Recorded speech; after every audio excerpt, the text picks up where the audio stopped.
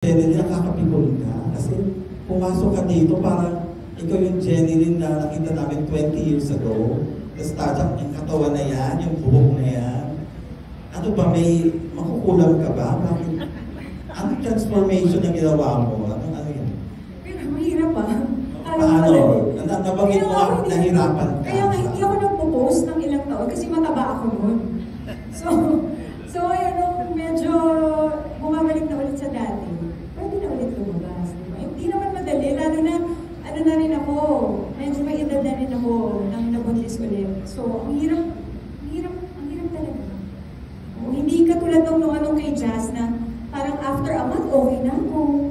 Payat na ulit. Ngayon, parang one year na, taba pa rin. So, gano'n. Medyo na-pressure na ako na kailangan kong habulin yung katawan ko bago ako magsimula.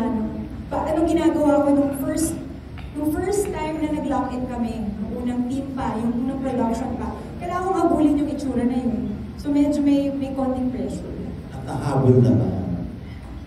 Diba? Makainis ka. Congratulations, everybody.